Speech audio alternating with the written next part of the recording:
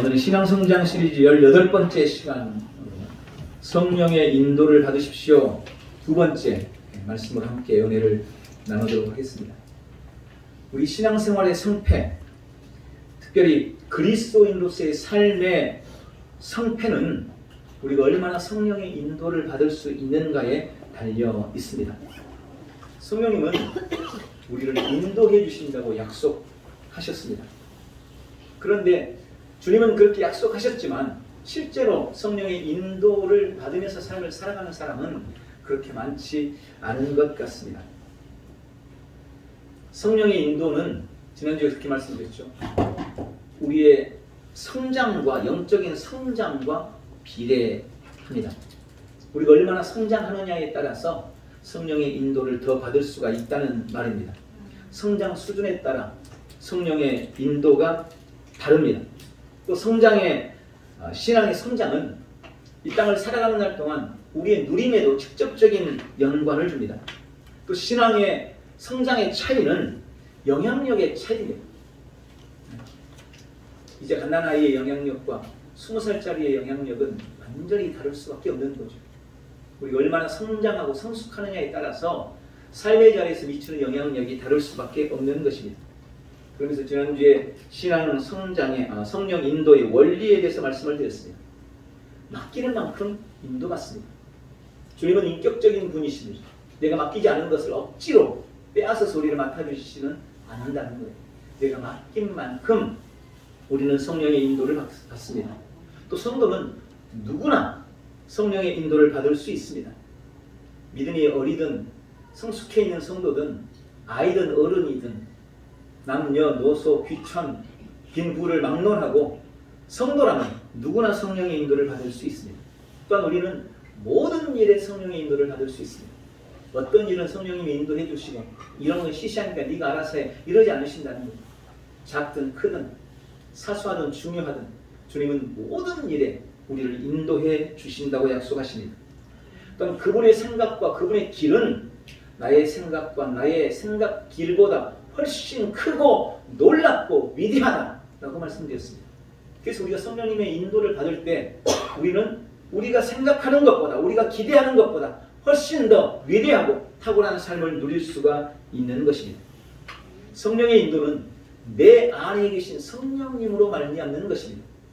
성령의 인도는 외부적인 어떤 능력이 와서 나를 인도해 가는 게 아니고 지금 내 안에 나를 거쳐 삼고 살아 계신 그 성령님께서 나를 인도하시기 때문에 우리는 범사에 인도받을 수 있다는 겁니다. 그러나 결국 성령 인도의 결정권은 나에게 있습니다. 성령님이 인도하시지만 내가 결정합니다. 내가 그대로 갈 것이냐 다른 길을 걸을 것이냐 결정권은 나에게 있고 결국 그 책임도 나에게 있다는 말씀을 드렸습니다. 그래서 성령의 인도가 늘 우리가 바라는 쉽고 편한 길만은 아닐 수 있습니다. 약은 쓰죠. 부모는 아이가 병에 걸리거나 약을 먹어야 될 일이 있으면 쓴 약을 억지로라도 먹이게 되죠. 주님이 때때로 우리를 인도하실 때 내가 원하는 편한 길이 아닐 수 있습니다. 넓은 길이 아닐 수 있습니다. 좁고 협착하고 골짜기를 걸을 수 있고 높은 등성이를 걸어야 될 때도 있습니다. 그러나 그 길이 바른 길이고 의의 길이기 때문에 주님이 인도하신다는 것입니다. 우리는 모든 면의 성령의 인도를 받아야 합니다. 어떤 계획할 때만 주님 어떻게 해야 될까요? 가르쳐 주세요. 그래서만 인도를 받는 게 아니고 그 계획들을 실행해 나가는 구체적인 방법들까지 다 인도를 받아야 된다는 겁니다. 그러지 않으면 실패할 수 있습니다. 아브라함은 그렇게 실패했어요. 마지막 우리는 끝까지 확신하며 믿음으로 나아가야 합니다. 성령님이 인도하심이 확실하다면 우리는 그 길이 비록 힘들고 어려워도 뭔가 비상식적이기도 하고 때로는 고난의 길이라 할지라도 믿음으로 나아가야 한다라고 말씀을 드렸습니다. 그리고 오늘 그럼 우리는 구체적으로 성령의 인도를 어떻게 받을 것인가, 성령 인도에 대한 방법에 대한 말씀으로 함께 은혜를 나누려고 합니다. 여러분, 성령께서 우리를 인도하시는 방법은 매우 다양합니다. 말씀드린 것처럼 우리의 성장 신앙 성장의 어떤 정도도 다르고 우리가 처해 있는 환경이나 상황도 다 다르고 우리의 성품이나 기질이나 성격도 다 다르기 때문에 똑같이 인도하지 않아요. 다양한 방법으로 우리를 인도해 주시는 것입니다. 가장 적당하고 선한 방법으로 우리를 인도하실 것입니다. 이제 그 중에 가장 대표적인 몇 가지들을 오늘 함께 소개하고 나누려고 하는 것입니다. 성령님께서 우리를 인도하는 첫 번째 방법은 하나님의 말씀으로 인도하는 것입니다. 이것이 가장 기본적이고 중요한 성령의 인도 방법입니다. 하나님의 말씀으로 인도합니다. 이 하나님의 말씀이라는 방법은 두 가지로 크게 설명을 드릴 수 있어요. 첫 번째는 레마의 말씀으로 인도한다는 것입니다. 이 기록된 하나님의 말씀을 흔히 로고스라고 부릅니다. 로고스. 이 로고스라는 말은 하나님의 의견, 하나님의 생각, 하나님의 아이디어, 하나님의 교리, 글, 이야기, 지혜, 지식 혹은 계획, 이게 로고스라는 말에 다 포함이 되어 있어요. 그러니까 이 성경은 하나님의 계획이기도 하고 교리이기도 하고 하나님의 이야기이기도 하고 하나님의 길이기도 하고 하나님의 지혜이기도 하고 하나님의 총체, 모든 것이 이 로고스, 이 성경 안에 기록되어 있는 것입니다. 그런데 이 로고스가 성령님의 계시를 통해서 나에게 감동으로 다가올 때 그 말씀을 레마의 말씀이라고 부르는 겁니다. 레마의 말씀이란 내 삶의 역사하는 하나님의 말씀이라는 의미입니다. 성령님은 나에게 주시는 이 레마의 말씀을 통해서 나를 인도해 가시는 겁니다. 오늘 갑자기 말씀이 나를 감동해요. 평소에는 그냥 읽었던 그 말씀이 그날은 내 가슴을 찌르는 거예요. 가슴이 뛰게 만들고 뭔가 밝은 빛이 비춰지는 것처럼 여겨지고 그러면 그게 레마의 말씀입니다. 그 말씀을 따라 행하라고 주님이 그 말씀을 주시는 거예요. 그 말씀을 따라 행하면 돼요. 그게 성령의 인도를 받는 방법입니다. 그럼 우리가 어떻게 레마의 말씀으로 인도를 잘 받을 수 있을까요? 내 안에 하나님의 말씀이 채워져 있어야 됩니다. 주님이 나에게 말씀하고 싶은데도 나에게 말씀이 들어와 있지 않으면 주님이 말씀하실 방법이 없는 거죠. 그러니까 부지런히 하나님의 말씀을 읽고 묵상함으로 우리 안에 하나님의 말씀을 채울 때 주님은 때때로 필요할 때 레마의 말씀을 통해서 우리를 인도해 가시는 겁니다. 두 번째 하나님의 말씀으로 우리를 인도하는 방법은 강단의 메시지, 즉 설교를 통해서 우리를 인도하십니다. 우리가 주일날 교회 나와 예배하는 이유, 가장 큰 이유, 가장 중요한 이유는 하나님의 말씀을 듣기 위함입니다. 그래서 교회에 올 때는 늘 준비된 마음, 하나님의 말씀에 대한 기대를 가지고 와야 합니다. 오늘 목사님이 어떤 말씀을 주실까? 근데 또 그렇게 생각할 수 있어요. 아니 오늘은 좀 설교 좀 괜찮게 하시려나? 지난주는 죽을 쓰시더구만. 오늘은 어떠시려나? 뭐 이렇게 생각하고 오라는 게 아니고 오늘 하나님이 우리 목사님을 통해서 나에게 어떤 말씀을 주실까? 주님이 목사님을 통해서 나에게 무슨 말씀을 주실까? 이 말씀에 대한 기대를 가지고 주님 존전을 찾아야 한다는 것입니다. 물론 담임 목사가 우리 성도 한 사람 한 사람의 사정을 다 알고 오늘은 이 집사님한테 꼭 필요한 말씀을 전해야지 하면서 그 집사님만 보고 말씀을 전하거나 이럴 수 없을 거예요. 그럴 수 없어요. 목사님은 A라는 방향의 말씀을 전하고 있는데 말씀을 듣는 날은 B라는 문제를 가지고 고민하고 있어요. 주님이 그것을 인도해 주기를 바라는데 목사님은 A라는 방향으로 말씀을 계속 전하고 있는 거예요. 그러나 나에게 말씀이 전해질 때 목사님이 하려는 말씀과 성령님이 나에게 주시는 말씀은 다를 수가 있습니다. 말씀드린 것처럼 목회자는 A라는 방향으로 말씀을 하시는데 어느 순간 목사님이 하신 말씀 가운데 어느 성경 구절이 내 가슴에 찌르는 거예요. 그리고 지금 내가 B라는 방향으로 어떤 문제를 가지고 왔는데 그 말씀이 그 문제의 답이 되는 수가 많다는 겁니다. 성령님은 그렇게 역사하세요. 그러니까 내가 말씀에 대한 기대와 소망을 가지고 나아가면 언제라도 목사님의 말씀을 통해서 설교를 통해서 주님이 나에게 필요한 말씀을 주신다는 것을 기대하고 믿으시고 그렇게 내 마음에 감동되면 믿음으로 그 말씀을 따라 행해야 된다는 것입니다. 그럼 우리 예배에 임할 때 우리는 늘 성령님의 만져주심을 기대하면서 마음을 열어야 되는 것입니다. 광야의 이스라엘을 하나님께서 인도하실 때 두 가지로 인도하셨습니다. 첫 번째는 율법을 통해서 그들을 인도했습니다. 율법이라는 것은 이스라엘 백성들, 하나님의 선민으로 택함받은 그들에게 필요한 하나님의 뜻과 하나님의 윤리와 하나님의 법이었습니다. 그 말씀을 주실 때는 그 말씀대로 살아라 라고 주시는 거예요. 그게 기본적으로 율법이 이스라엘 백성들을 인도하는 인도자였습니다. 그들은 부지런히 율법을 지켜 행함으로 하나님의 뜻을 따르고 있었던 것입니다. 그리고 또 한 가지는 광야에서 이스라엘을 인도하는 방법이 구름기둥과 불기둥이었습니다. 장막은 언제 걷어야 될지, 어디로 가야 할지, 언제 출발해야 될지, 언제 머물러야 될지, 어느 곳에서 기다려야 될지, 어느 곳에 장막을 쳐야 할지, 이런 구체적인 방법들은 율법에 없어요. 그래서 주님은 모세를 통해서 이 구름기둥과 불기둥을 통해서 그를 인도하셨던 겁니다. 그런데 우리가 생각해 봐야 될 것은, 만약에 어떤 사람이 하나님이 기본적으로 이스라엘 백성들에게 삶의 윤리로 주신, 삶의 법으로 주신 이 율법에 대해서는 무시하고 전혀 율법의 인도를 따르지 않는 사람이 모세의 인도나 구름기둥과 불기둥의 인도는 받을 수 있겠느냐는 것입니다. 마찬가지로 하나님께서 우리에게 기본적으로 주신 이 하나님의 말씀을 지키려고 하지 않는 사람이, 나는 오늘 하나님의 음성을 기어이 들을 거야, 하나님이 나한테 뭐라고 말씀하시는지 들어봐야지, 이러고 앉아 있는다고 한들 그에게 하나님이 말씀하실 수가 없다는 거예요. 결국 하나님의 말씀이 가장 중심이다라는 것을 말씀을 드리는 것입니다.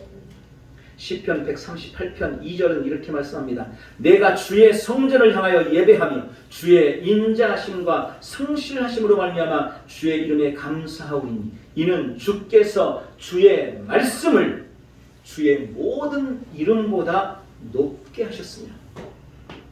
구약에 하나님의 이름이 많이 나와 있습니다.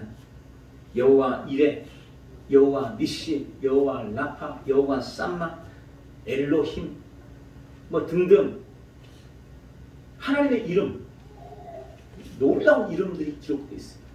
그 하나님의 이름은 하나님의 능력이며 하나님의 역사하심의 증표였습니다. 그런데 오늘 138편 2절에 말씀하시기를 그런 하나님의 이름보다 하나님께서 주신 말씀이 더 높다고 말씀합니다.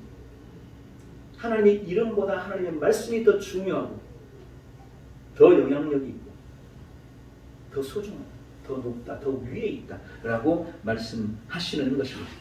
성령의 인도를 받는다는 것의 가장 기본적인 의미는 하나님의 말씀의 인도를 받는 것입니다. 날마다 말씀의 인도를 따르는 복된 성도들 되시기를 축복합니다. 두 번째로 성령의 인도를 받는다는 것은 영적 직감을 통해서 인도를 받는 것입니다.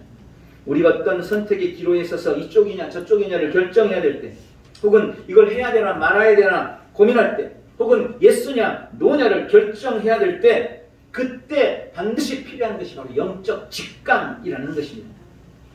여러분, 우리는 영의 사람이므로 다 영적인 감각을 가지고 있습니다. 이 영적 감각, 영적인 직감을 통해 우리는 성령의 인도를 받습니다. 우리가 영적 직감을 활용할 때 기준이 되는 게 있어요. 영적 직감이라는 게 우리가 그렇게 고민할 수 있죠. 이게 하나님께서 지금 주시는 사인인지 아닌지, 이게 영의 소리인지, 영적 직감이 이게 맞는지 틀린지, 우리가 자꾸 그런 것 때문에 고민을 할 때가 많이 있어요. 그래서 성경에는 두 가지 중요한 기준을 줍니다. 첫 번째가 이 영의 기쁨입니다. 누가복음 1장 47절에 보면 내 영이 하나님 내 구주 안에서 기뻐하였도다, 내 영이 기뻐했다라는 고백이 나옵니다. 이 고백이 누구의 고백이냐면 마리아의 고백입니다. 지금 예수님 오심을 기다리는 지금 대림절을 보내고 있는데, 어느 날 마리아에게 천사가 찾아왔습니다. 그리고 청천벽력 같은 소리를 합니다. 너에게 아기가 잉태될 것이다. 너에게 아기가 잉태될 거다. 아니, 지금 자기는 아직 처녀고 결혼도 안 했고 정원만 해놓고 지금 결혼하려고 준비하고 남자를 가까이 해본 적도 없는데 자기한테 아기가 태어날 거다. 아기가 잉태될 거라는 것. 이 천병력 같은 소리를 들었어요. 우리야 이게 쉽게 여겨질 수 있지만 당시 이 마리아에게 하신 이 천사의 말은 정말 기가 막힌 말이 아닐 수 없습니다. 그는 그 일로 엄청난 비난과 치욕을 겪어야 됩니다. 어쩌면 목숨을 잃을지도 모릅니다. 왜냐하면 처녀가 아이를 가지면 그때는 돌로 쳐서 죽이는 그런 때였기 때문입니다. 분명히 정언했는데 파혼될 게 틀림없습니다. 그런 일들이 지금 자기한테 올 것이라고 천사가 와서 말하고 있는 것입니다. 그런데 그 말을 듣는 마리아의 마음속에 마리아의 영이 기뻐하는 것을 마리아가 느꼈다는 거예요. 지금 자기가 겪고 있는 상황, 자기에게 와서 말하는 천사의 말은 황당하기 그지없고 자신의 목숨을 걸을지도 모르는 그런 위험한 상황, 그런 엄청난 고난과 아픔이 있을 수밖에 없는 그런 말을 듣고 있는데 자기 영 안에 이렇게 고백하고 있는 내 영이 하나님 구주 안에서 기뻐했다. 이 기쁨을 마음속에 느끼는 거예요. 이게 바로 마리아에게 임한 영적 직감이었습니다. 그리고 그 기쁨을 느낀 마리아는 뭐라고 고백합니까? 주의 여종이 오니 말씀대로 이루어지라. 그것을 받아들인 거예요. 그리고 예수 그리스도를 출산했고 그는 모든 여성 중에 가장 위대한 존귀한 여인이 되었습니다. 영적 직감의 매우 중요한 기준이 영의 기쁨입니다. 문제는 큰데 상황은 그런데 내가 이 길을 가면 뻔히 힘들고 고통스럽게 뻔한데 그럼에도 불구하고 내 영 안에 어떤 기쁨이 주어진다면 그게 성령의 인도입니다. 우리는 영적 직감으로 그것을 깨달을 수 있어요. 영적 기쁨. 두 번째는 영의 불편함입니다. 고린도후서 2장 13절에 보면 그런 말씀이 있어요. 내가 내 형제 디도를 만나지 못함으로 내 영이 편안하지 못하여 그들과 작별하고 거기서 마게도냐로 가느니라. 바울이 드로아라는 곳에 갔습니다. 전도하기 위해 간 거예요. 그런데 갔더니 복음을 전할 문이 활짝 열린 것입니다. 그런데 그곳에 도착했는데 디도를 만나기로 했는데 디도를 만나지 못한 거예요. 그때 갑자기 마음에 뭔가 불안함이 생깁니다. 불편함이 주어집니다. 그 영이 바울은 자기의 영이 불편하다는 것을 느낀 거예요. 아니 복음의 문은 열렸는데 마음이 불편한 거예요. 그래서 바울이 어떻게 합니까? 바로 드로아 사람들 조금 전에 만났는데 자기의 영의 불편함을 느끼자마자 작별 인사를 하고 여기는 안 되겠습니다. 제가 다음에 다시 오겠습니다. 작별 인사를 하고 마게도냐로 바로 떠났습니다. 그리고 나서 고백하기를 뭐라고 고백하느냐? 항상 우리를 이기게 하신 하나님께 감사하라 라고 고백합니다. 바울의 마음속에 문이 열렸어요. 그 상황이 나한테 유리하게 펼쳐졌다는 말이에요. 그런데 이상하게 마음이 불편한 거예요. 내 영이 불편함을 느낀 거예요. 그러니까 바울은 하나님이 원하지 않으시는구나. 성령님이 원하지 않으시는구나. 길은 열렸지만 그것을 거절하고 되돌아섰습니다. 그것이 그의 승리의 비결이었다고 말씀하는 겁니다. 때로 영이 내 마음에 불편함을 준다면 주님이 막으시는 겁니다. 그걸 영적 직감으로 우리가 깨달아야 되는 겁니다. 또 사도행전 27장 9절 10절에 보면 바울의 얘기, 여러 날이 걸려 금식하는 절기가 이미 지났으므로 항해하기가 위태한지라 바울이 그들을 권하며 말하되 여러분이요 내가 보니 이번 항해가 화물과 배만 아니라 우리 생명에도 타격과 많은 손해를 끼치리라. 바울이 이제 잡혀서 죄수의 신분이 됐습니다. 로마로 가는데 배를 타고 가야 됩니다. 그런데 그 배를 타고 가려고 배를 탔는데 어떤 느낌이 오는 거예요. 여기서 내가 보니 라는 이 표현이 원어로는 나에게 느낌이 왔다 이렇게 되어 있습니다. 바울 안에 어떤 느낌이 딱 온 거예요. 그런데 어떤 느낌이 왔습니까? 이건 항해하면 위험하겠구나. 화물도 위험하고 배도 위험하고 어쩌면 생명도 위험할지 모르겠다 라는 느낌이 딱 오는 거예요. 그래서 위험합니다. 그런데 그는 죄수의 신분이었기 때문에 사람들에 의해서 억지로 끌려갈 수밖에 없었어요. 선장과 선주의 말을 듣고 배가 출항하게 되죠. 어떤 일이 벌어졌습니까? 큰 풍랑이 와가지고 죽을 지경에 처합니다. 그런데 그때 다시 바울에게 느낌이 오죠. 그리고 말합니다. 두려워하지 마십시오. 어젯밤에 하나님께서 나에게 말씀하셨습니다. 비록 배는 잃고 화물은 잃겠지만 여기 있는 사람들 중 단 한 명의 생명도 잃지 않을 것입니다. 이게 다 바울의 영적 직감에 의한 것이었습니다. 이런 직감들이 우리에게 와야 합니다. 그러면 우리는 어떻게 이런 영적 직감을 성장시키고 키울 수가 있을까요? 두 가지예요.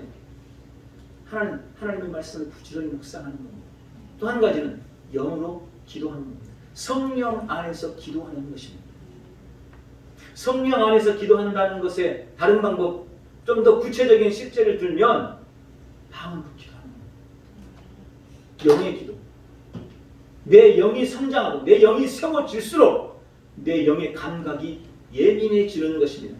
여러분, 내가 눈을 감고 앞이 안 보이면 다른 기능이 더 발전한다고 그러잖아요. 귀가 열리는 거예요. 안 보일 때. 근데 내가 봐버리면 이게 감각이 둔해져요. 내가 혼의 기능, 육신의 기능을 죽이고 점점 영의 기능을 키울수록 영적인 감각이 커지는 겁니다. 그런데 우리가 너무 세상에 취해서 육신의 쾌락, 혼의 즐거움 그것만을 추구하면 영적인 감각이 둔해지는 거예요. 주님이 자꾸 보여줘도 말씀하셔도 깨닫지 못하는 경우가 너무 많은 겁니다. 그래서 우리는 이 영적인 감각을 키우기 위해서 하나님의 말씀과 말씀을 묵상하고 영으로 기도하는 훈련을 지속해서 해나가야 된다는 것입니다. 자, 성령의 인도에 있어서 가장 중요한 두 가지를 지금 말씀드립니다. 이게 가장 중요한 두 가지입니다. 하나님의 말씀 그리고 영적 직감. 이 이후에 말씀드릴 것들도 물론 중요하지만 이 두 가지보다 중요하진 않아요. 벌써 지금 32분인데 설교를 좀 늦게 시작했죠. 조금만 더 하겠습니다. 세 번째, 하나님께서 우리를 인도하시는, 성령께서 우리를 인도하시는 세 번째 방법은 영의 소리를 통해서 인도하시는 겁니다. 우리는 영의 활성화를 통해서 영의 소리를 들을 수 있습니다. 근데 영의 소리는 어떤 식으로 들려지느냐? 대부분 양심의 소리로 들려지는 경우가 많습니다. 양심의 소리. 역시 이 영의 소리를 듣기 위해서도 우리는 하나님의 말씀을 가까이 하고 영적으로 성령 안에서 기도하는 이 훈련을 계속해서 해나갈 때 내 영이 말하는 소리를 들을 수가 있어요. 영의 소리. 네 번째는 성령의 소리입니다. 성령의 소리. 사도행전 13장 2절 3절에 주를 섬겨 금식할 때 성령이 이르기를 내가 불러 시키는 일을 위하여 바나바와 사울을 따로 세우라 하시니 이에 금식하며 기도하고 두 사람에게 안수하며 보냈다. 또 사도행전 8장 29절에도 성령이 빌립더로 이르시되 이 수레로 가까이 나아가라 하시거늘. 여러분, 무슨 예수님이 말씀하신 것처럼 예수님이 말씀하실 때 예수님이 이르시되 하신 것처럼 성령님이 말씀하셨다고 말씀하세요. 근데 이런 표현이 많지 않습니다. 성령님께서 우리에게 말씀을 하시는 분이세요. 그런데 성령의 소리는 이 영의 소리와 비슷해요. 네, 영의 소리와 조금 다른 점이 있다면 성령의 소리가 영의 소리보다 더 강력합니다. 그리고 더 권위적입니다. 그리고 또 한 가지 중요한 특징은 성령의 소리는 성경에 보면 그래요. 대부분 사역과 사명과 관계된 소리입니다.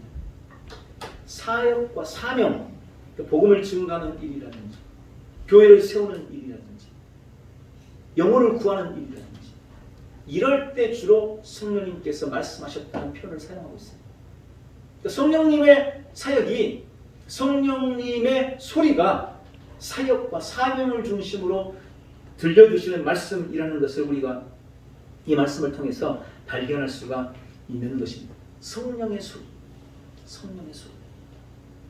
영적으로 예민해야 되죠. 아무한테나 성령의 소리가 들려지지 않아요. 육신으로 기능하고 혼이 힘이 센 사람은 성령의 소리를 잘 들을 수가 없어요. 그래서 때로는 금식함이 나를 죽이고 나를 낮추고 하나님의 말씀에 집중하고 그런 훈련들이 필요합니다. 성령의 소리를 들어봐야 돼요. 그런 은혜가 있기를 축복합니다. 다섯 번째는 환상을 통해서 하나님께서 우리를 인도하십니다. 여러분, 믿는 우리는 환상을 볼 수 있습니다. 환상은 가장 중요한 게 해석하는 것. 바르게 해석해야 됩니다. 그리고 해석에 있어서 가장 중요한 점은 처음 느낌입니다. 처음 느낌. 어떤 환상이 보여요. 근데 이게 무슨 뜻이지? 라고 물었을 때 가장 처음 가진 느낌이 정답일 확률이 가장 많습니다. 대부분 환상은 아무 관계없는 일이, 뜬금없는 일이 보여지지 않아요. 어떤 고민이나 문제 앞에 있을 때 환상을 봅니다. 그래서 환상을 보면 아, 이게 이런 의미구나 라고 대부분 느껴집니다. 환상은 성경에 보면 크게 두 가지로 나뉘어져요. 일반적인 환상이 있어요. 이 환상은 뭐냐면 내가 의식이 있어요. 근데 뭔가 보는 거예요. 의식을 가지고 있는데 보여요. 기도하면서 내가 기도하고 있는데 뭔가 보이는 거예요. 이게. 그렇게 주어지는 환상이 있어요. 이게 일반 환상입니다. 근데 이보다 조금 깊은 환상이 트랜스라고 부르는 건데 그 환상은 내 정신이 몽롱해져요. 내 의식이 없어지는 거예요. 몽롱한 가운데 이게 지금 내가 자는 것인지 뭔지 잘 몰라요. 의식이 거의 없는 상황에서 환상이 보여지는 것 트랜스라고 부르요. 성경에는 그런 게 다 나와 있습니다. 사도행전 10장 9절부터 16절의 말씀에 보면 베드로가 기도하고 있었어요. 그런데 환상이 보이는 겁니다. 어떤 환상이 보입니까? 보자기가 있고 내 기둥에 묶였는데 그게 보자기가 하늘에서 내려오는 거예요. 주님이 주시는 거예요. 이 보자기를 풀었더니 그 안에 뭐가 있어요? 먹지 못하는 거, 부정한 음식, 돼지, 족발 뭐 이런 게 들어있는 거예요. 돼지는 못 먹는 음식이거든요. 구약이에요. 그런 게 들어있는 거예요. 그래서 이게 뭔가요? 주님, 저는 유대인이고 율법을 아는 사람인데 저 이런 부정한 음식을 안 먹어요. 그때 소리가 들리는 거예요. 야, 내가 정하자고 하는데 네가 왜 부정하다고 하냐.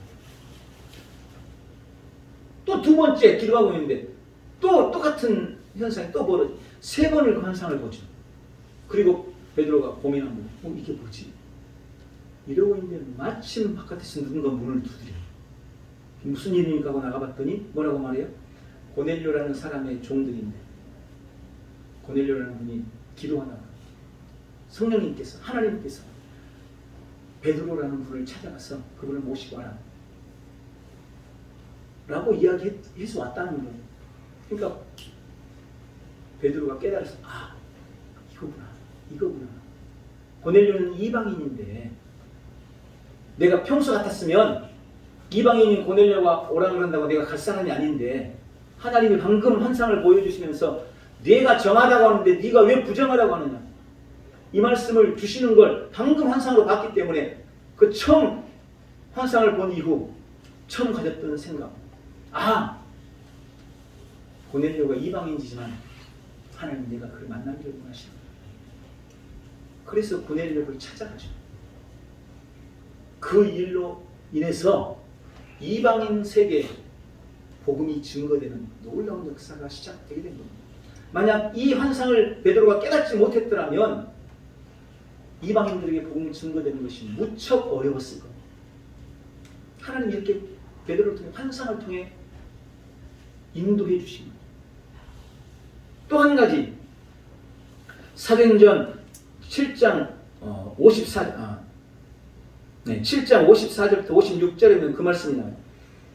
그들이 이 말을 듣고 마음에 찔려 그를 향하여 이를 갈거늘 스데반이 성령 충만하여 하늘을 우러러 주목하여 하나님의 영광과 및 예수께서 하나님 우편에 서신 것을 보고 말하되 보라 하늘이 열리고 인자가 하나님 우편에 서신 것을 보노라 한데 이게 언제냐면 스데반이 돌에 맞아 죽어갈 때 있었던 일입니다. 여러분 돌에 맞아 보셨어요? 죽을 만큼? 지나가는 돌멩이 하나 맞아도 죽겠죠. 근데 사람들이 스데반을 죽이려고 아예 돌을 들고 때렸어요. 계속 쳤어요. 스데반은 죽어가고 있었습니다. 그런데 성경에 보니까 스데반이 죽어가는 그 모습이 마치 자는 것 같았다고 표현하고 있습니다. 그 이유가 뭐냐면 바로 이것 때문이었어요. 이 트랜스, 환상 때문이었습니다. 스데반은 비록 지금 돌에 맞아서 죽어가고 있지만 그가 환상을 보는 거예요. 이 환상에는 그가 의식이 뚜렷한 채로 지금 보는 게 아니에요. 비몽사몽간에 죽어가는데 그 환상이 보이는 거예요. 자신은 의식을 잃었지만 그 환상 때문에 그의 얼굴은 환해지는 겁니다. 자는 것 같았던 거예요. 어떤 환상이 뭡니까? 예수 그리스도를 보는 거예요.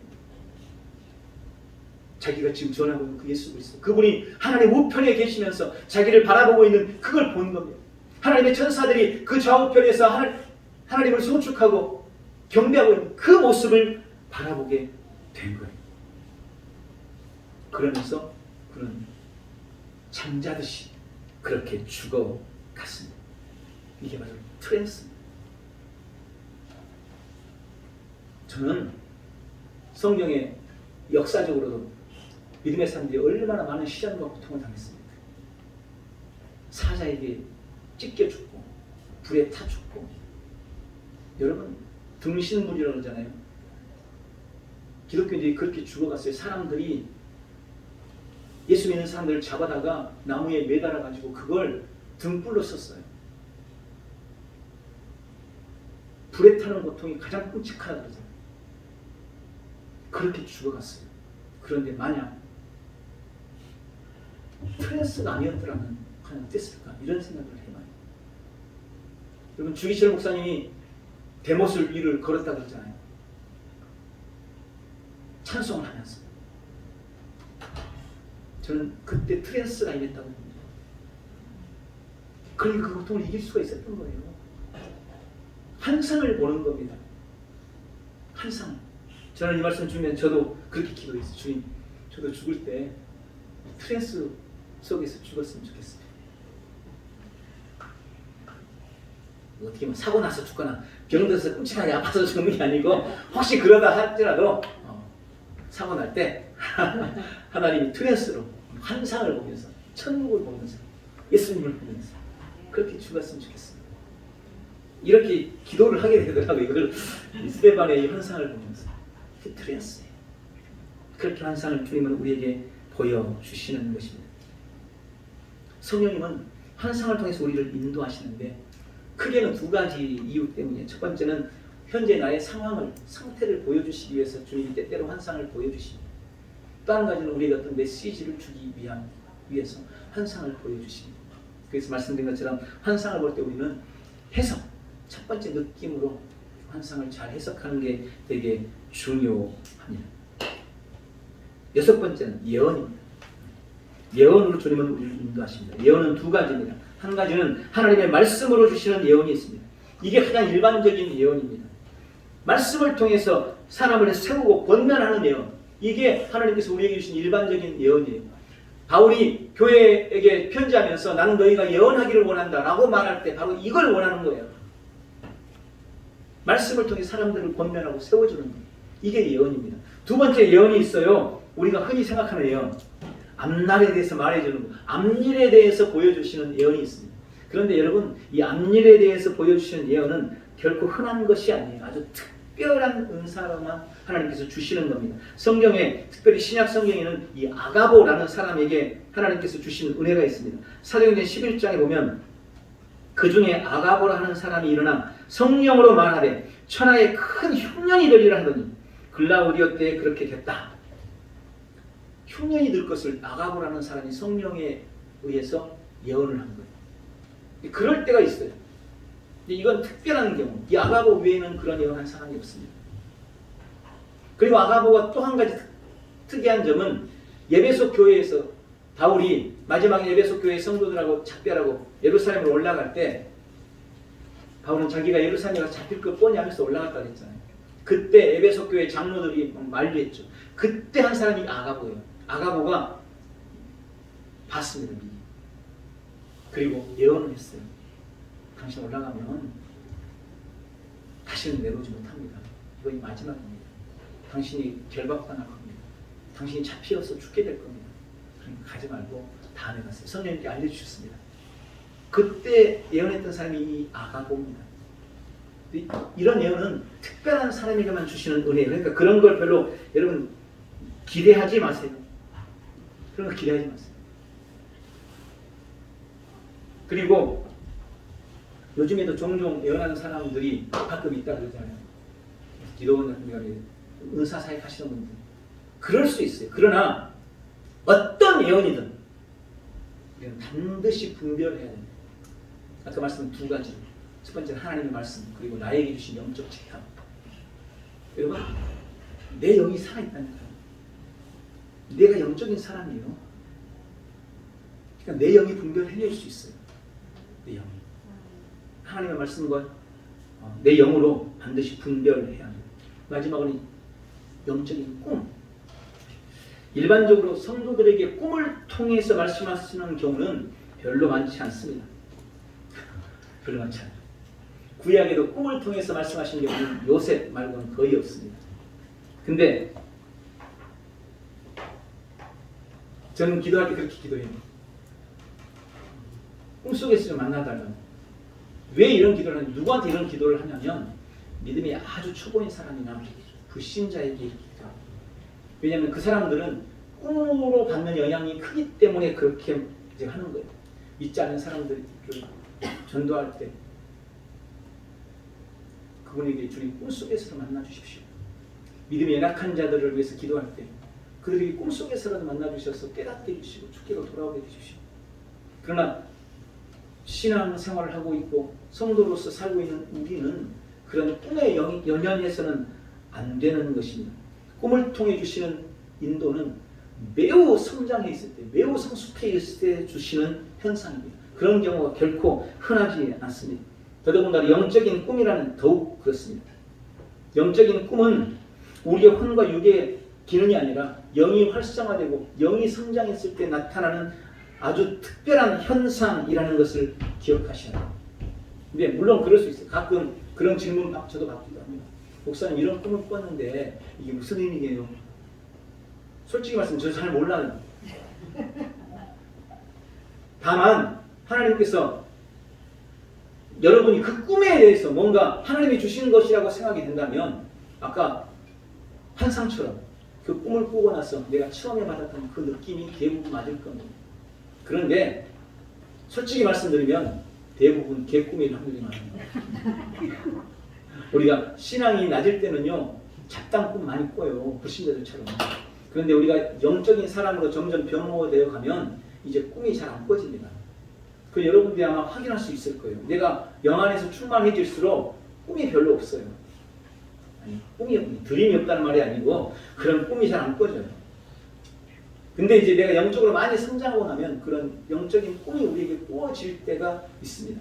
근데 종종 내가 영적으로 좀 민감하다고 생각하는 사람들 중에 꿈을 통해서 뭔가 피치를 받을 때가 있어요. 그것 전체를 절대로 부정할 수는 없지만 거기에 연연하지 않기를 바랍니다. 그리고 그런 꿈이라 할지라도 결국은 말씀과 영적 직감에 의해서 분별되어야 하는 겁니다. 성령의 인도는 이 외에도 여러 가지로 우리에게 주어질 수 있습니다. 아까 말씀드린 것처럼 환경과 상황이 다르고 사람의 성격도 성질도 다 다르고 기질도 다 다르기 때문에 주님이 우리에게 주시는 방법은 제한이 없어요. 아니 성령님께서 어떻게 무슨 몇 가지 방법만 딱 정해놓고 하시겠어요. 제한이 없어요. 다만 우리는 계속 말씀드리고 있는 것처럼 분별해요. 첫 번째, 하나님의 말씀에 부합한지, 두 번째, 내 영의 확인, 나의 영적 직감이 이것을 기뻐하는지 반드시 분별하시는 그런 은혜가 있기를 축복합니다. 그리고 네 번째, 성령의 인도를 방해하는 요소들이 있습니다. 바로바로 지나가요. 용서하지 않는 것, 또 사랑하지 않는 것, 그냥 사랑이 없는 것. 세 번째, 이건 중요해요. 죄로부터는 정죄감. 그러니까 정죄함 속에 빠져 있으면 성령의 인도를 받을 수 없습니다. 문제는 죄가 아니에요. 정죄감입니다. 나는 의인입니다. 여러분, 우리는 그리스도 예수 안에서 의인입니다. 이 사실에 확신하셔야 돼요. 내가 비록 방금 죄를 지었어도 나는 그 죄가 나를 죄인으로 만들 수 없다는 것을 믿으셔야 됩니다. 그래서 예수님이 십자가를 지신 거예요. 예수님이 십자가 지셨으면 내 죄 때문에 이건 나의 이전의 죄 때문만이 아니고 나의 모든 죄. 그러니까 더 이상 죄가 나를 죄인으로 만들지 못해요. 그게 그리스도인입니다. 이걸 확신하셔야 정죄감이 없어야 됩니다. 네 번째는 하나님의 성품에 대해서 잘 모르면 하나님의 인도를 받을 수 없어요. 여러분 오래 같이 지내본 사람은 말하지 않아도 뭘 원하는지 알아요. 그게 하나님의 성품을 아는 것의 중요성입니다. 꼭 하나님이 말씀하셔야만 아는 게 아니에요. 신앙생활을 한 30-40년 하다 보면 하나님이 어떤 분인지 알기 때문에 내가 하고 있는 이 일이 주님이 원하시는 일인지 그렇지 않는 일인지 분별할 수 있게 된다는 거예요. 근데 마지막으로는 고정관념. 1년 전에 이렇게 인도했다고 지금도 똑같이 인도하지 않습니다. 예전에 이랬다고 지금도 이러라는 고정관념은 버리셔야 돼요. 다 다르게 인도하십니다. 고정관념을 버려요. 마지막으로 주의할 점만 말씀드리고 말씀하십니다. 시간을 임의로 정하지 마십시오. 어떤 것을 원할 때 앞으로 일주일 안에 반드시 해주세요. 안 그러면 나는데 이러면서 시간 임의로 그러지 마십시오. 대신 내가 뭔가 그것에 대해서 인도를 받기 위해서 나를 낮추고 나를 준비하는 시간은 정하셔도 되죠. 내가 앞으로 주님 일주일 동안은 하루 한 끼 금식하면서 기도하겠습니다. 이렇게 한다든지 뭐 그런 건 할 수 있죠. 그런데 하나님 이때까지 100만 원 있어야 돼요. 이렇게 시간을 정해놓고 안 주면 안 준다고 뭐라 그러고 이러면 안 된다는 거예요. 그건 어리석은 일입니다. 두 번째, 하나님 어떤 특별한 방법으로 역사하시기를 기대하지 마세요. 옛날 기도원처럼 솜 바깥에다 갖다 놓고 주님이 원하시면 오늘 솜에만 물이 있고 다음 날에는 또 뭐 솜에만 물이 없고 이런 식으로 뭐 어떤 특별한 역사를 기대하지 마세요. 성경을 통해 주님은 이미 다 말씀하셨습니다. 마지막 세 번째는 중요한 일일수록 충분히 여유를 가지고 확신이 올 때까지 계속해서 기다릴 줄 알아야 됩니다. 내가 급하다고 주님도 급한 것이 아닙니다. 하나님은 최선의 때를 알고 계시고 최선의 방법을 알고 계세요. 이것에 대해서 확신하시고 내 때가 끊겼다고 불안해하거나 두려워하거나 낙심하지 말고 주님이 지금 나를 위해 더 좋은 것을 준비하고 계심을 확신하고 믿음으로 주님을 더욱 바라보시기 바랍니다. 말씀을 냈습니다. 언제나 주님과 친밀하게 교제하고 성령의 인도를 따르시기 바랍니다. 내가 중요한 결정을 주님께 꼭 의논하고 결정한다면 주님께서도 나의 삶의 중요한 부분을 나 모르게 행하지 않으세요. 여러분, 그래서 사소한 거든 중요한 거든 하나님께 묻고 하나님께 답을 구하는 이 태도가 정말 중요해요. 이걸 주님은 기뻐하십니다. 성령님은 오셔서 우리를 인도해 주시겠다고 분명히 약속하셨습니다. 성령의 인도를 받는 것은 하나님의 자녀인 우리에게 주시는 가장 중요한 권리라는 것을 깨달으시고 날마다 성령의 인도를 받기를 힘쓰시고 성령과 깊이 교제하는 복된 성도들 되시기를 예수님의 이름으로 축원합니다. 기도하겠습니다. 전능하신 주님, 날마다 내 삶에 관여하시고 나를 인도해 주시는 주님을 찬양하며 경배합니다. 하나님의 말씀이 나의 길에 비치며 내 발에 등불이므로 나는 언제나 말씀의 인도를 따릅니다. 나는 내 영의 기쁨과 불편함에 민감하게 반응하고 뛰어난 영적 직감으로 판단하고 결정합니다. 나는 내 영과 성령의 소리에 귀 기울이고 꿈과 환상과 연을 통해 주님의 온전한 뜻을 이루어갑니다. 이번 한 주간도 성령의 인도함 안에 승리하는 복된 모든 성도들에게 축복하옵소서. 예수님의 이름으로 기도하옵나이다. 아멘. 우리 다 같이 일어나